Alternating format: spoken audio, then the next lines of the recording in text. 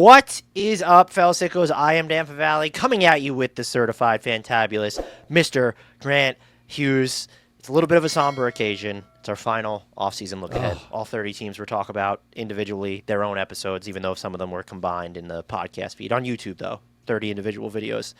But we're talking about the Washington Wizards, which is, I don't think this podcast doesn't fall under that bucket. People aren't used to talking about the Wizards, Grant, in rosy terms, but we are about to, and we have been for a little while. Before we get started and just peddle all the optimism up and down the DC area, how the heck are you? I'm going to give you my answer in 2026, which is when we will have answers about the Washington Wizards' plans. How do you feel about that? That's a great place to start. Are they plotting something big following this season, Grant? When you look at when they made the Jordan Poole and Sadiq Bey for CJ McCollum and Kelly Olynyk trades, it sets them up for, now I want to put an emphasis on potentially, because a lot will depend on where does their draft pick land, what moves they made this offseason, but they can currently have over $100 million in cap space. Yeah. That's not what it used to be, because you can't even technically, that's less than 2 max deals if you're signing the right free agent, the 10 plus, but that is so much flexibility. And it wasn't, not that it wasn't on our radar, we knew they'd be flexible, but they just wiped so much just raw salary off their 2026 cap sheet. And so are they, does this mean that they're getting ready to do something huge after this season?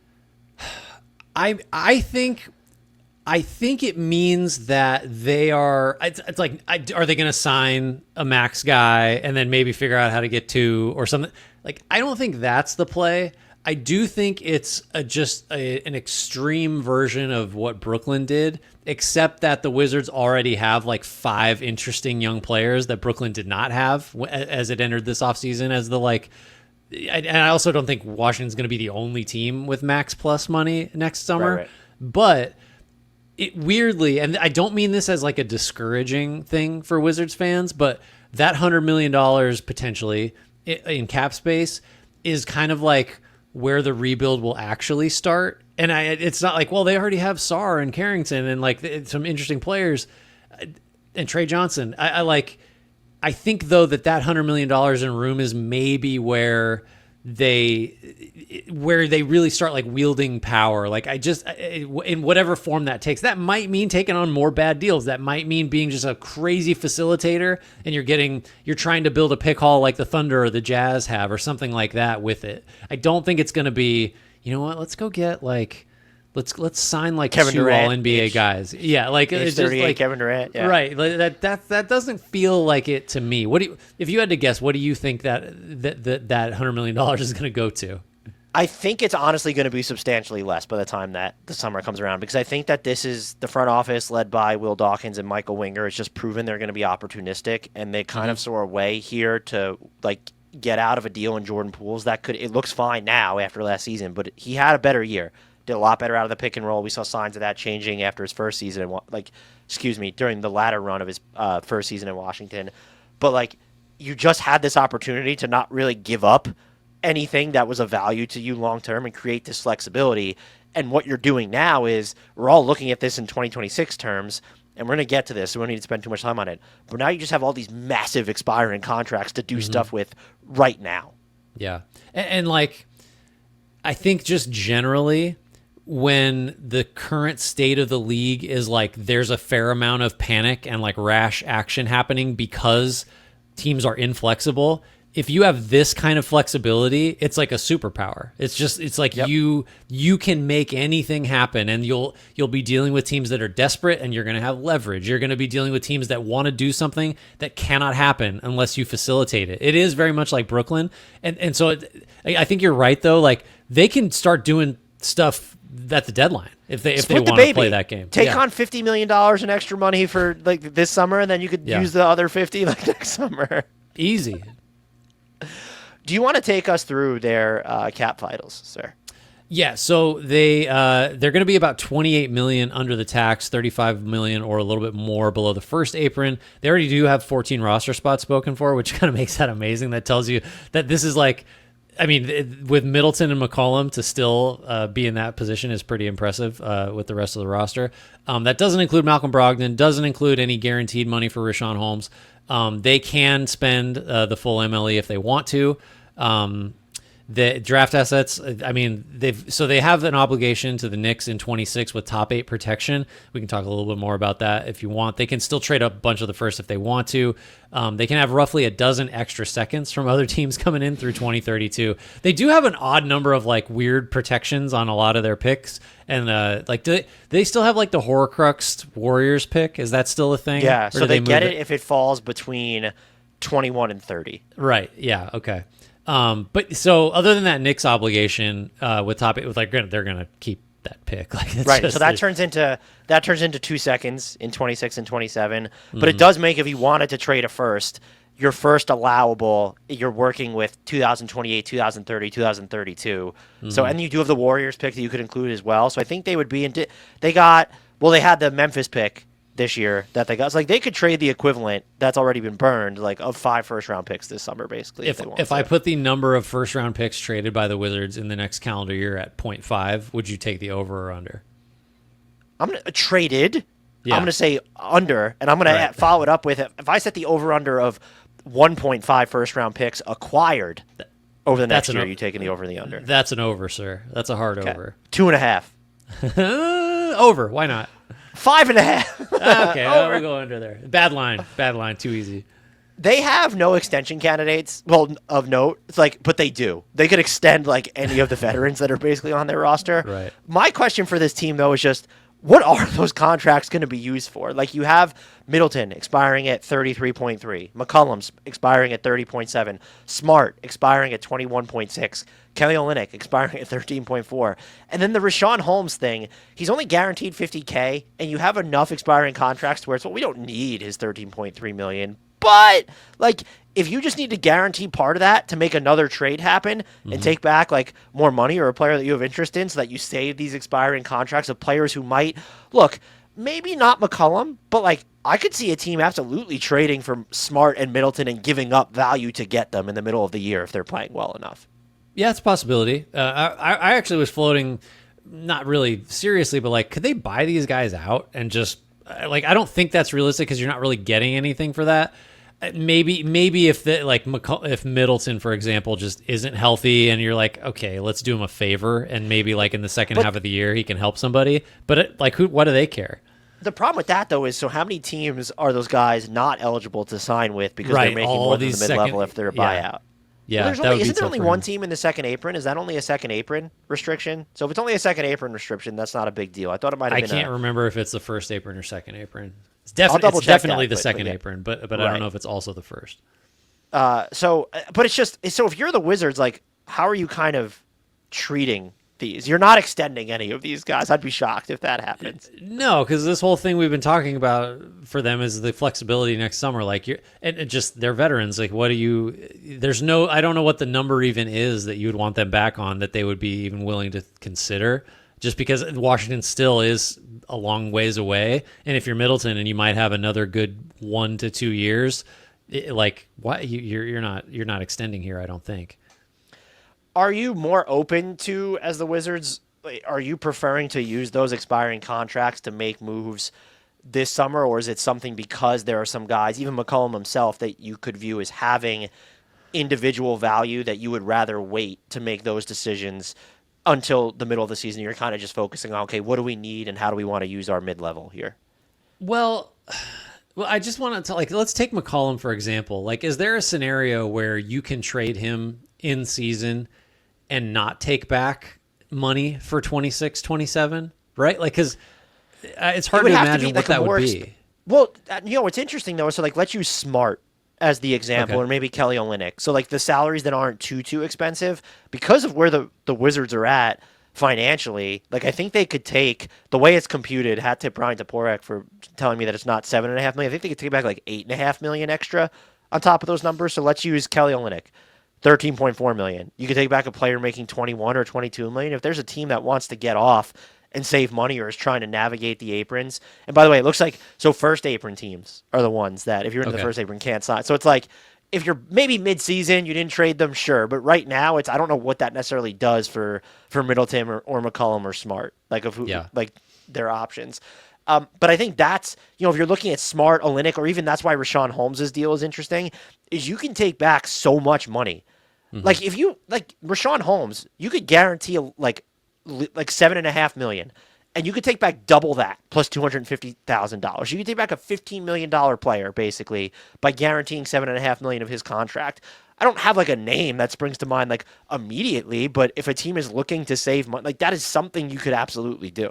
So you're viewing it as like, well, we can use these guys to take back larger numbers that are also expiring, ideally, from a team that really needs to cut its payroll, and we'll get a second out of it or something like that. That's kind of what you or a player that imagine? you like. What if, I don't know why you necessarily do, but like let's say Phoenix wants to get rid of Grayson Allen. And so, like, you could guarantee whatever you need of Rashawn Holmes' deal so that they're saving money off of Grayson Allen's number immediately and they're getting out of that entire contract. Are they giving you, like, I don't know what they're giving you as part, like, are you getting Iguodaro to it, yeah, or something? Iguodaro or something? Yeah, you could do something like that. Yeah, I could see that. I think, like, it would be, this is what's interesting is, like, it'd be okay if all these guys just expired and came off the books. Like, that would be a fine, like, Washington's not mad at that at all. In fact, like, that might be pretty likely in a lot of these cases. But yeah, I'm with you now. I think I do see some possibilities here. Yeah, like a team, like let's say Cleveland trying to straddle the second apron. Like, do you get a Max Strus out of this, or are you interested in DeAndre Hunter? Like, are those or what are you getting compensated if the player's Isaac Okoro? And now it's different because he's making just a little bit like you could get maybe a player that you actually like, and if you're just helping these teams like save money off their tax bills. The other question here before we get into needs, do you think that there will be, I've seen Malcolm Brogdon's name floated a lot for the mini MLE teams. I kind of thought he'd be able to make more than that. Is there if you're the Wizards, or one, it's twofold. Is there a sign and trade market for Malcolm Brogdon? And if you're the Wizards, do you offer him like just enough above market where it's like 10 million or 12 million or something, and then hope that you could just flip him for seconds or something like that in the middle of the year? I kind of like the latter approach you laid out. I think he's a tricky player just because, I mean, when you bounce around as much as he has in recent years and have missed as much time as he has, it's like maybe it's just like, yeah, you're not that far from being a vet minimum guy at this point. But I do think if you have the ability, again, just like it's not because he's worth 10 million a year, it's because you could use him with Rashawn Holmes, and like it's an asset preservation thing. I think Washington has the luxury of being able to do that. But yeah, I think it's they're in the weird situation just generally of like half of the roster is almost just like an asset kind of thing, and with some veteran I don't know, influence as a positive, and the other half is like, we kind of need these guys to pop. Like there's this weird, like, there's not a lot of middle ground guys on this team. I think I'm with you there. So let's talk needs. There's so many young players, and we talked a lot post-draft about how there seems like there's a nice balance between their young players when you look at just positionally, Sarr, Koulibaly, Trey Johnson, Bub Carrington, Keyshawn George. There's that symmetry there almost. Maybe not a true, that would depend on Bub, not a true floor general of the bunch. And that's still what I'm kind of looking at with this team is there a way do you just want a veteran in here? Because that's not even really Malcolm Brogdon. It's certainly not smart. Or do you take is there a second draft guy out there that you would want to try and get in on and try out? Or do you just take a weird flyer on just like a, kind of a project? I think it is a huge need, and I think the way I would address it is by having Carrington just try to be that guy with the benefit of the veterans you just mentioned who aren't that guy, but like are good influences that can help him in other ways. Because like the alternative, like having a Jones or like Chris Paul's not coming here, but like just we got to go get Chris Paul, right? Like he kind of like I understand, like, yeah, this is going to be more helpful for guys like Sarr and like more dependent players, but I think the upside of like maybe Bub like takes a leap because you really just, I mean, he played a ton last year too, like, and there's poise. Like like his live dribble, he's not super quick with it, but like there's poise there. Right. And I think you try to nurture that, and you let him fail a lot, and you just have the support system around him are the veterans we're talking about. I don't like the idea of bringing in a veteran like floor general over him, even though that would make the team better, like probably, but because that's also kind of not the point. I think you're still just kind of mining these young players and seeing what they can do in like big minute roles, and if they fail, they fail. But like I don't, you know what I mean? Like I don't want the veteran point guard on this team. I don't think. No, I don't. He can be a bench guy. He can be like a ceremonial vet that just sits there. But I don't want him playing over Carrington. Yeah, it would be more so like if you could get Ty Jerome like with the mid level. Sure, bring him off the bench, and he's like also he's not super old. He's in his late 20s, or is it a second? I call him a second draft guy. But like, what if Detroit is trying to make a huge move? Can you get in on just trying out Jaden Ivey, or do you think is that you would be open to that, or do you view that as I was going to say is that like too central to where if you get Jaden Ivey like now like we got to really try and play like he's extension eligible right now, so you really have to invest playing time in him. I mean, I would almost view Ivy. I know he's been in the league longer, but as like a Carrington player of like I would be. You can't kind of do it with both of them, but like the theory of they should be targeting Ivy type second draft players just like throw them out there because like I don't know the odds of Ivy being an all-star are probably I would say are comparable to Carrington becoming an all-star at some point. So like now you've got two shots at it. You don't want them to overlap too much if that makes any sense. But yeah, that's certainly the player type you're looking at. Second draft guys that aren't hopefully going to get in the way of the ones you use that are on their first draft still with Washington. Kobe Buffkin could be interesting. I know Atlanta needs playmaking of its own, but that would be a really good name. I mean, if Memphis was looking to cut money, can you get Scottie Pippen Jr.? That'd be fun. I mean, he's just good. That might be a problem. Do you know what veteran I'd be okay with? He doesn't really fall under the realm of floor general, but I think as someone who can be like a pace and tone setter, like just having Lonzo Ball on this team would be super fun. Right, he's another guy that would make it easier. Like it would help Carrington and not get in the way of Carrington. I think, and the other guys too. He's just an additive, like connective guy. That would make sense. And I don't know, are they second draft? Is he second draft material yet? But like Keontae George from Utah. I mean, it's getting close. Like I don't know. I think Utah would view him kind of similarly, right, to how Washington views like Carrington and some of their other young guys. Like maybe next year at this time it would be a different conversation. But yeah. I don't have a ton on this team because I think that they've done such a good job of making it clear what their goal is and then positioning themselves for the future, and they're just set up to continue developing these guys. But I think what could help streamline their development is like, can you get some more just higher volume dead eye shooting out of the wing spots? That's not, I know CJ McCollum will get them up. Chris Middleton, that's not really what he does. Keyshawn George, will the volume or the efficiency be there? So if they wanted to get in for a shooter, like whether it's by trade or just signing someone off the free agent market, like if they wanted to be, hey, we're gonna give Gary Trent Jr. and Malik Beasley like an inflated 1+1, sure. Like if that's if that's the route you want to go, just to open up the floor for the players I'm most concerned about with that is Bub, Coulibaly, Alex Sarr, Trey Johnson, of course, like to just make sure that he has every level to explore. But I have to say, and I don't mean to sound shocked because I think they've telegraphed ever since this new front office took over that this is going to be a franchise that operates with forethought. I can't say enough good things about how well they've gone. We don't know what it's going to turn into. So like a lot of it is still very much theoretical, including the players on the roster. But the Wizards front office has done a heck of a job just positioning this organization for the utmost flexibility. Yeah, I would say I would agree with all that and add that like it is a process versus results kind of analysis for me because like, yeah, they had two high lottery picks, one high lottery pick and another lottery pick in a 2024 draft that just, too bad. Like they're just, Sarr may or may not become a high end starter. Same with Carrington, same with George.